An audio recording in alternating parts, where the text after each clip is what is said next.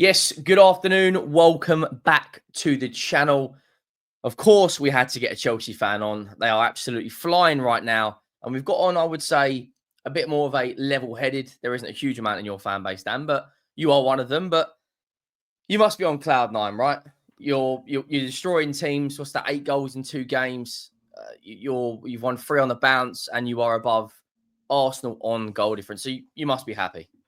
Yeah, first of all, good to be here. Obviously, I know a lot of you are going to be Tottenham fans, but yeah, I do my best to try and just give an honest opinion of what I see, no matter what football I'm watching. But yeah, Chelsea are in a good place right now. It feels like we've got a bit of our Chelsea back, and it's cost a lot of money and new owners to get that feeling back. But yeah, we've definitely gone around the houses to get there. But we're looking at the table now without having to scroll, which is a great feeling. or what was it you saying on Yeah, Rom said or remove accept the the cookies. cookies? Yeah, Well, look, make sure you go down, drop a like, make sure you subscribe to the channel. Obviously, Dan's channel will be in the description. But the big question that's been going around, and of course, Enzo Maresca has played it down in his press conferences, that he doesn't think at this moment in time you are in a title race. He's come out and said chill, and a lot of Chelsea fans are obviously they're excited. They're very happy. You are winning games. It doesn't matter if it's Parma. You scored 5 goals yesterday. I don't care if anyone comes out and saying it's Southampton. It's still a Premier League away game. They took the game to Liverpool recently. And you scored with 5 different players, which is a sign of Enzo Maresca utilising his squad. Jackson was left out as well. He has come out and criticised Madueke's training, which we'll get onto. But are you in a title race? Because Arsenal, they're in a title race. They're in their 3rd season of doing it. And at this moment in time, you are above them in the Premier League table. You've won, obviously, 3 games on a bounce. The last kind of game you had a defeat was against Liverpool. And I feel like since then, you've turned the corner a little bit. What's your thoughts? Are you in a title race? no, but when you look at the points of where we are in the league, it's hard to say we aren't when you consider that Arsenal and City are. I think we've got a very young squad. It's very early days. It was only this time last year, I think we were sat around 12th. So to jump from 12th to a title race seems like a massive jump for me. But obviously we've spent some money and we've got a manager in who's doing a really good job. But I just think Arsenal and City, they've been there before. They've got players that know how to navigate the fixtures. I mean, we were just looking at Chelsea's running towards the end of the season.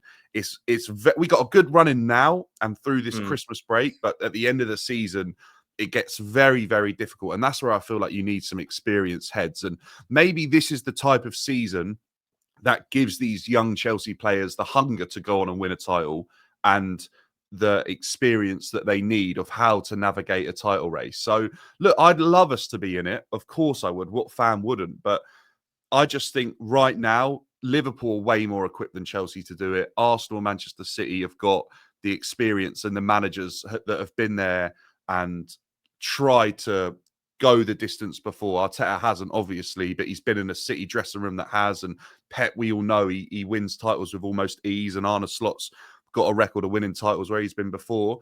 Maresca's done that in the Championship, but yeah, there's still question marks. You know, next season, I feel like we'll know about Chelsea and what they're about. And we'll push it close, but I just don't think we'll have enough. And that will probably come down to inexperience and how many goals Robert Sanchez wants to give away, to be honest with you.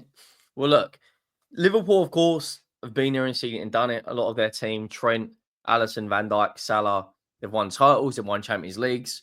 City, of course, all that squad, other than Savinho, have practically won countless titles. Arsenal have been in the race. But with all that said, you are up there. You are second in the league on goal difference. You've scored the most goals in the league. You know, you've scored 6 more than Manchester City, who have a robot up front, albeit they've had a horrendous run of games recently, other than last night. I think the January window, if you go out there and you know, there's still whispers of Victor Osimhen. He's down at Galatasaray, down in Turkey. If you go and bring someone of that caliber in, I think a lot of people's heads will turn. Right now, you still are a little bit of the unknown, albeit you are winning games. You're scoring across the board. Your defenders are getting involved. He's really utilising his squad well, Maresca. You know, you saw like I thought it was a big move to keep Jackson on the bench, but of course you play us next, so you might have one eye on that, thinking, well, hang on, we've got a big game at the weekend. Obviously, we play late tonight. I don't know what Tottenham's going to turn up. If it's the Tottenham that beats Villa and City and West Ham, we might go and smash Bournemouth.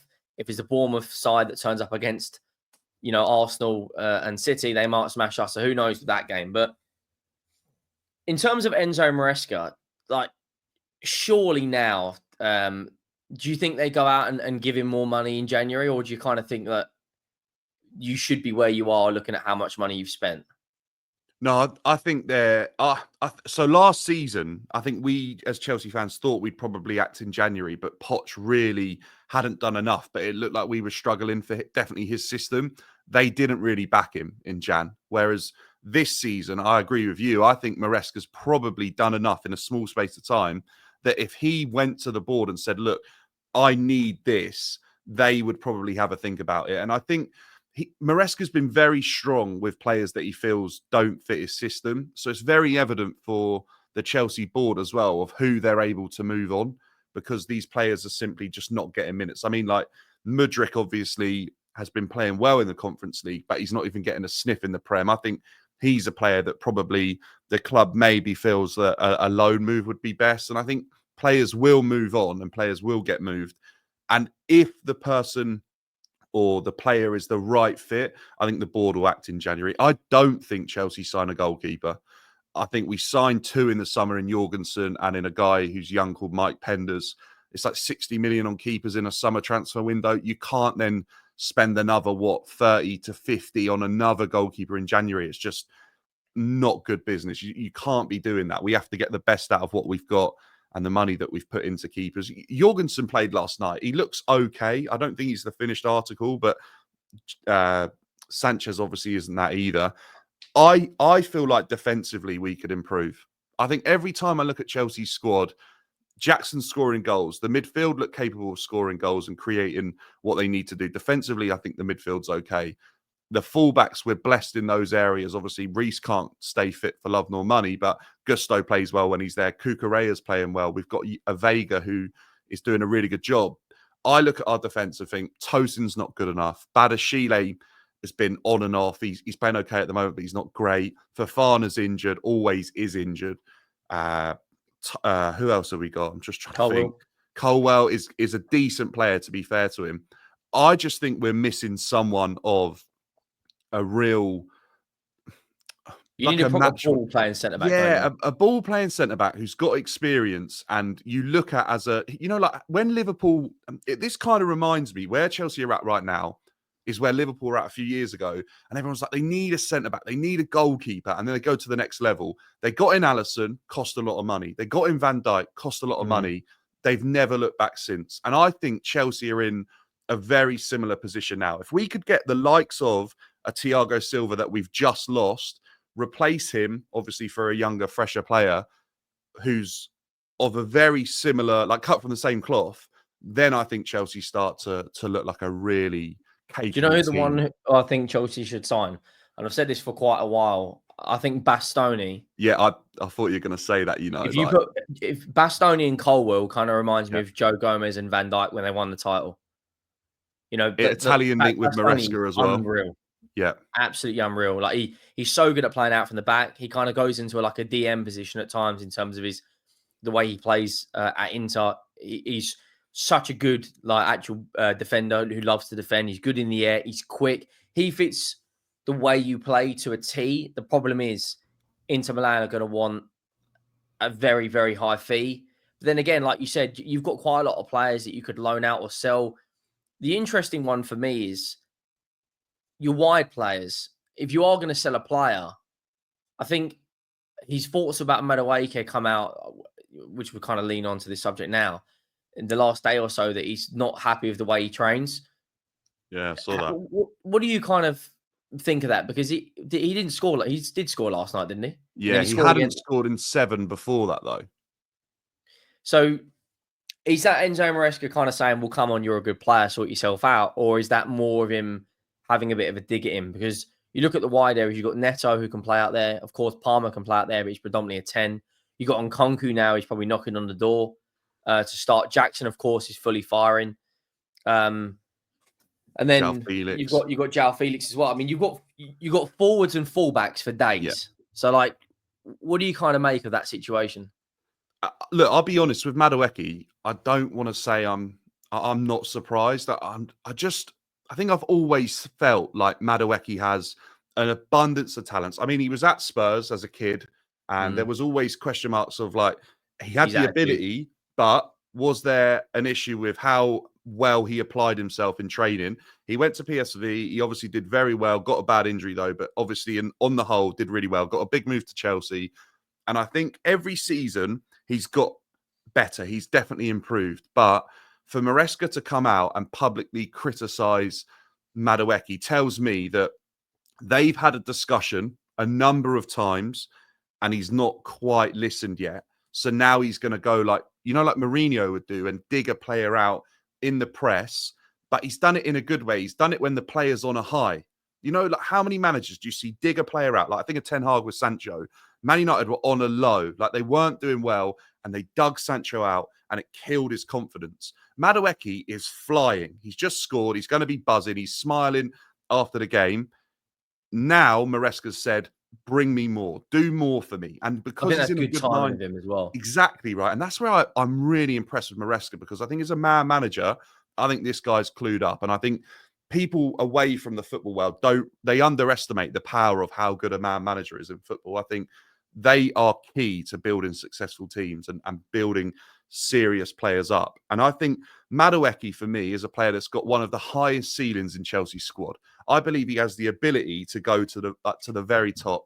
Sounded like Harry Redknapp here, but I think he will absolutely, hopefully find a way of applying himself in a better fashion. I think Maresca might have pressed some buttons last night, and we'll see how that develops. But yeah, Chelsea have got an abundance of talent, and if they're not performing or if a player isn't deemed to be good enough, they're just going to be replaced because our squad competition's at the healthiest point it's been at for years. I mean, you said it a little bit earlier. We've rotated 7-8 changes last night, and we've still scored 5 goals against Southampton with a squad that's that particular 11's never played together before.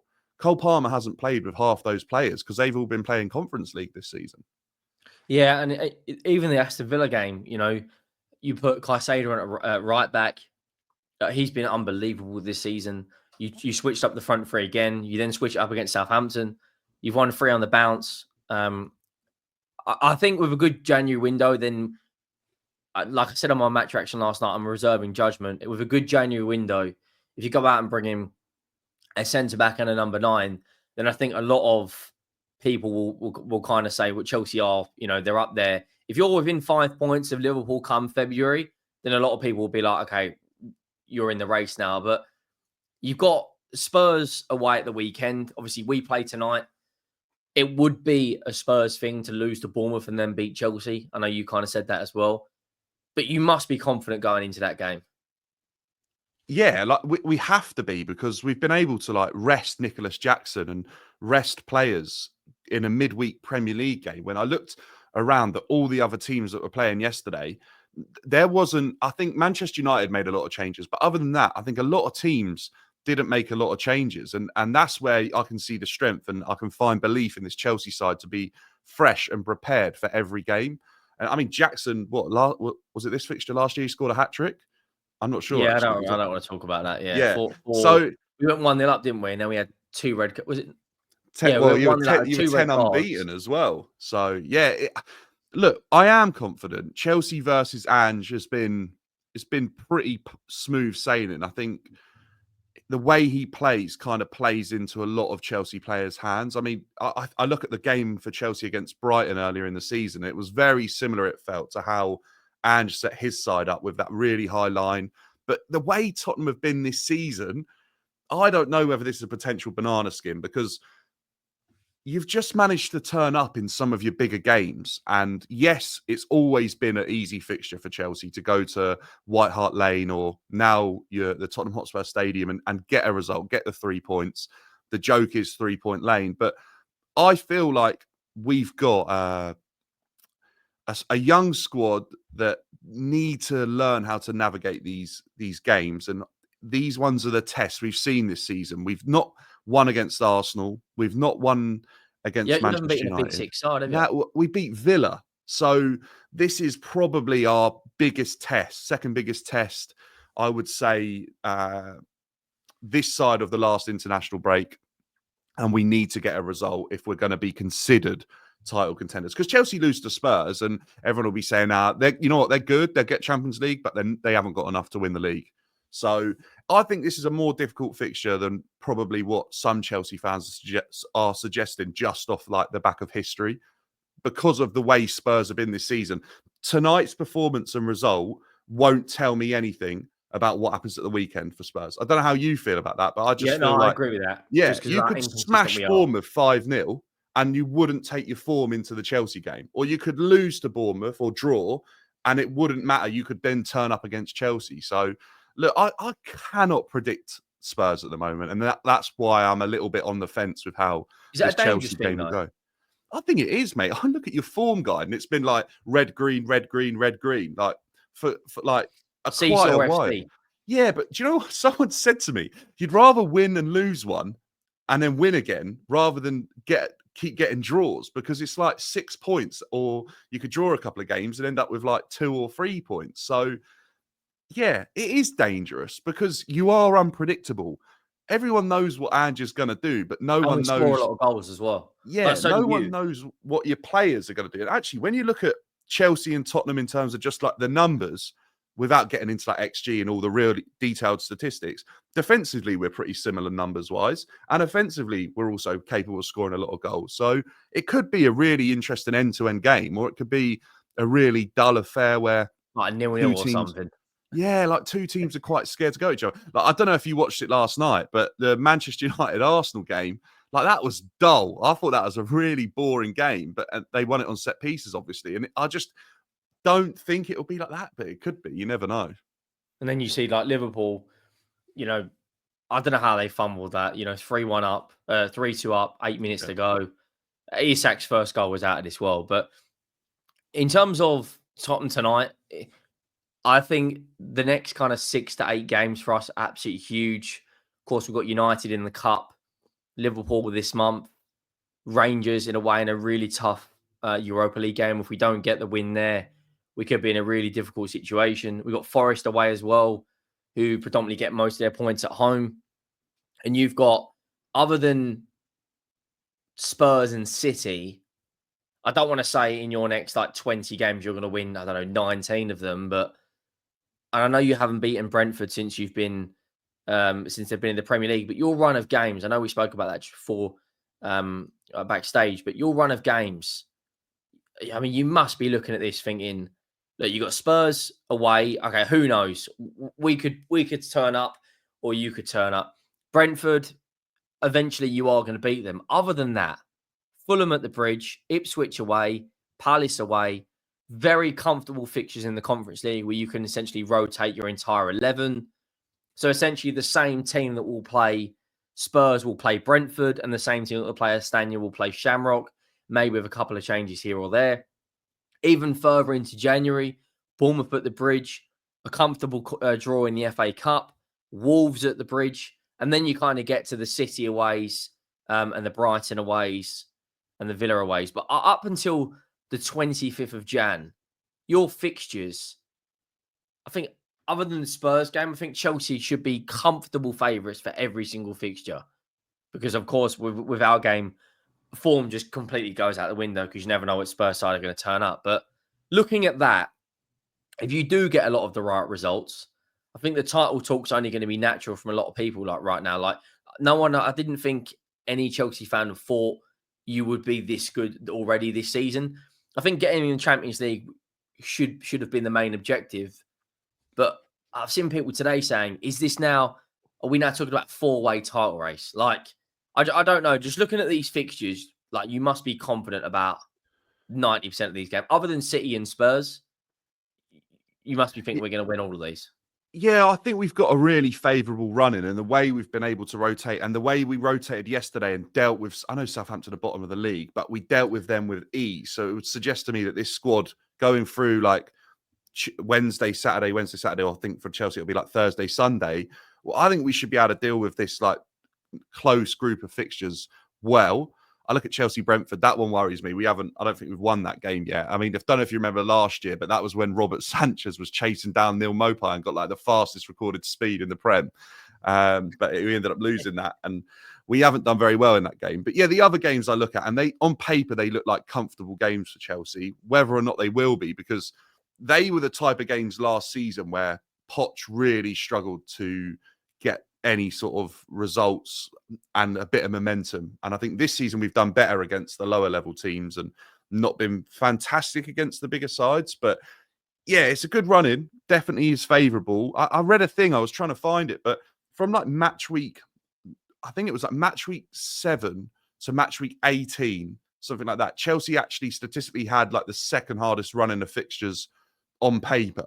And we've actually dealt with them pretty well to be where we are in the league. But I think teams like Arsenal and Manchester City, they've had easier run-ins, and they've not dealt with them, and that's why they are where they are in the league. And I look at teams like Arsenal and City, and I think Chelsea shouldn't really be above them. They've gone through blips. Liverpool haven't had a blip yet. We don't know if that's about to start off the back of last night. Chelsea have lost 2 games against City and Liverpool. We haven't really had a blip yet. So is that to come? I'm not sure. I don't want to preempt it, obviously. But yeah, we just have to see how we navigate that. But when you look at those fixtures on paper, that it definitely does give me confidence. And I wasn't sure how we'd rotate in the Prem, but off of last night's game and seeing how we'd rotate, I'm filled with a little bit more hope than I think I was. So yeah, look, I know the title talk's inevitable when you're sitting second in the league and you're above Arsenal, Manchester City. But I'm not getting as carried away as some of the other Chelsea fans I speak to be honest. But look, if we spend in Jan and we navigate this Christmas period well, and we're in a really good position to keep fighting, I said, talk to me on 1st of Feb. Like once we know what we've done in January and we know how we handled the Christmas fixture list, then I might have a different sort of judgment on where we stand, and we'll see like what Arsenal do in Jan, what City do in Jan, because I expect them to spend, and see what Liverpool do as well, because there's still issues for me with that Liverpool team that I expect them to address in January. And also there's rumours that obviously a number of players could leave Liverpool's side. So will they just strengthen in January to be ahead of the curve of these players leaving and get people in early? So it's going to be exciting. For me, this has been probably one of the more exciting Premier League sort of, I'd say, top halves in ages, because anyone even can the move. top 12. Like anyone can beat anyone this season. It's been really good, and I think it just shows the level of competition in the Prem. Even in Europe as well, like Man United have had a few bad results, Spurs have had a few bad results, Arsenal and the only team that's been flawless really is Liverpool. Yeah, I know they drew last night, but a draw at St James's Park, in the grand scheme of things, it's not horrendous. They did beat Arsenal. They did draw with City a couple of months ago. They beat Chelsea in the League Cup there. Yeah, so like I know people will be shitting on them, and you criticism I think is fair, because you can't be 3-2 up with 8 minutes to go with how strong their defense is. But one thing, looking at Liverpool, they need Konate back ASAP. Like Quansah, Trent comes in off the bench, 2 assists. He will start at the Merseyside derby. That game's going to be interesting because, of course, they play before anyone else, and it's the last Merseyside derby at Goodison. So, and Everton won 3 or 4-0. I do expect Everton to turn up, but if Liverpool draw for whatever reason, let's say you beat us, and let's say, I don't know who Arsenal have got this weekend. Do they have United? No, they played United. No, not United. Sorry, not United. Fulham. Let's say Fulham Fulham beat Arsenal last season at Craven Cottage. Let's say Fulham get a draw for whatever reason. Liverpool don't beat Everton, and then you beat us. The title talk's going to be enormous, because then the gap will go from, let's say, 7 to 5.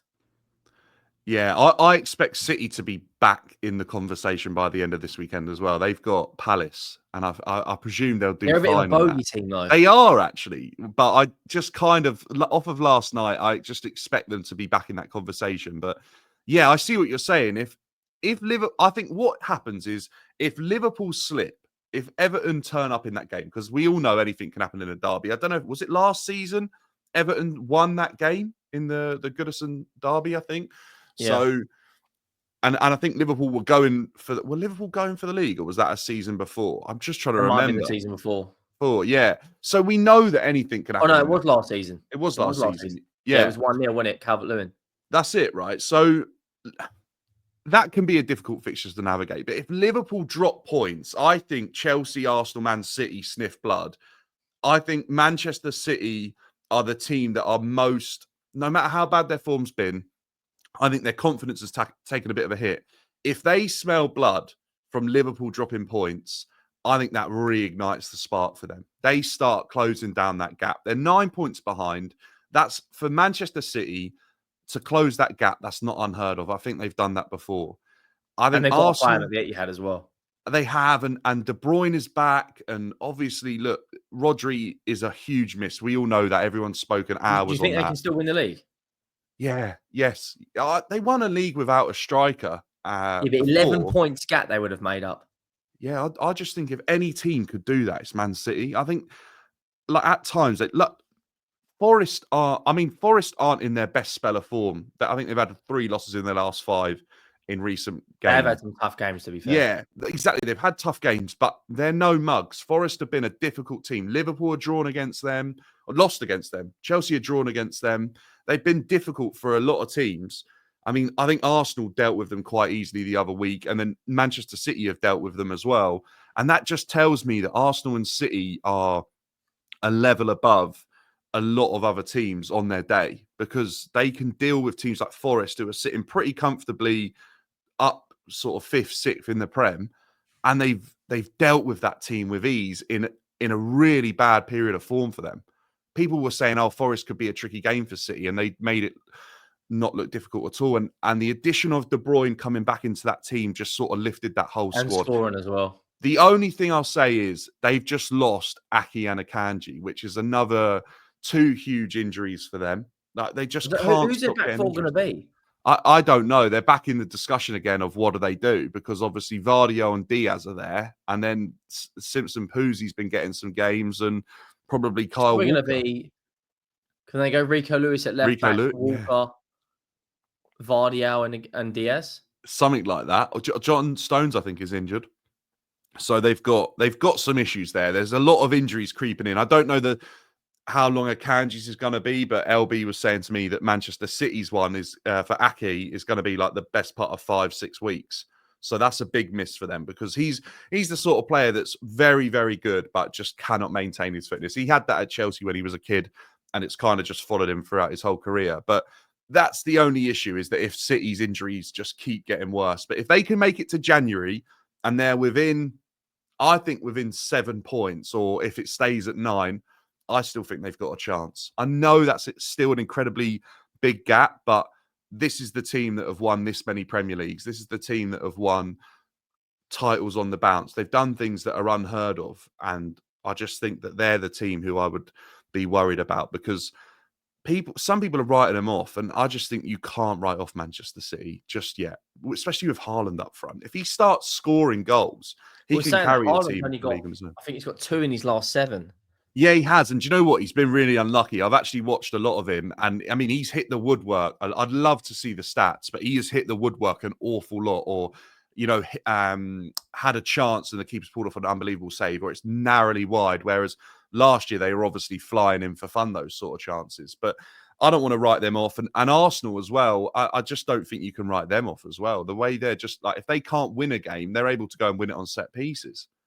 Yeah, I don't understand the criticism to a degree. It's like people are calling them Stoke FC. All right, don't get me wrong, on the banter is great, but why is it if set pieces were that easy? Why has another team in the league got 25 goals in the last year and a half of set pieces? And look, they did that without their main scoring centre back as well. If Gabriel played last night, I think they win 3 or 4-0. Yeah, all from set pieces. Yeah, which is just it's nuts when you think about it. But with Arsenal, it kind of feels like last season they had that week or 10 days out in Dubai and they come back and they were smashing teams. Since their win against Nottingham Forest, they've scored 15 in their last 4 games. And their run of games is similar to yours. They've got Fulham away. Okay, it's a London derby. But then they've got Everton at home, Palace away, Ipswich at home, Brentford away, Brighton away. Then they play Villa at the Emirates, Wolves at the Emirates, Spurs at the Emirates. They could be. I don't like. I backed Liverpool to win the title, and I still think they are clear favourites because of their points gap. But all of a sudden, if they drop at Everton, the pack's going to be ready. But look, with Arsenal, just quickly, I know you're saying how many goals they've scored in their last 4 games. Martin Odegaard came back against Chelsea. They drew 1-1, and he looked like the difference maker in that team. The difference he's made in Arsenal going forwards, and obviously set pieces are huge for them as well, but just on the pitch and the way they play is fantastic. Like, that is the reason they're scoring goals now. That's their Dubai of this season. Do you know what I mean? Like, Odegaard returning is such a big bonus for them at the right time of the year as well. The problem is though they can't rest him. He has got to play. I agree. They've built a fantastic 11, but it's like a few seasons ago when they lost Saliba. They had to bring in Rob Holding. It cost them the title. It's the same with Saka. There's no real replacement for him. They struggled to replace Odegaard. They've got a fantastic 11, but the squad building of Arsenal, I have question marks around that, to be honest with you. I don't think their replacements are good enough, whereas we saw with Chelsea last night, we've got replacements in abundance that are capable of doing the job. I think your depth's far better. Yeah, like if it's not Madueke, it's Pedro Neto. Like, that's another player that got rested as well last night. Pedro Neto, fit and firing for Tottenham. That's not giving me a huge amount of confidence. Obviously, we've got one less day kind of rest, which I think is quite underrated. Because obviously we'll have the Friday and the Saturday, and then we're playing again. And if we lose tonight, the pressure on Sunday is going to be absolutely enormous. But then again, if Liverpool drop points, the pressure on you boys could be just as big because, like I said, all it takes is a couple of games to drop points and you're right in with a hum. But look, we are going to wrap up. Make sure you get over to Dan's channel and subscribe. Make sure you like the video on the way out. If you want to do anything on your channel for like a preview, just give me a shout. But look, we are going to wrap up. We'll see you all in the next one. There will be content out later tonight for Bournemouth versus Spurs. Hopefully we get 3 points, but I don't feel massively confident. But look, we're out of here. See you all soon.